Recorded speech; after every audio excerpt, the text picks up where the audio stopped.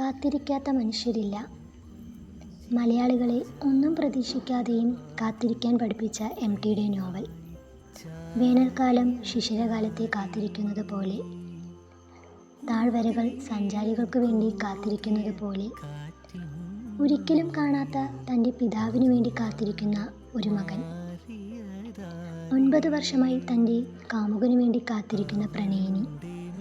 അങ്ങനെ എം.ടി പറഞ്ഞ ഒരു പിടി കാത്തിരിപ്പുകളുടെ കഥയാണ് മഞ്ഞ്. കാത്തിരിപ്പിനിടയിലും തൻ്റെ പ്രണയത്തിൻ്റെ ഉൾനാമ്പുകൾ തീർക്കുവാനൊരു അതിഥി. ഞാനൊരു തമാശ പറയട്ടെ, എനിക്ക് നിങ്ങളെ ഇഷ്ടമാണ്. കാരണമൊന്നുമില്ല, പരിഭ്രമിക്കാനും ഒന്നുമില്ല.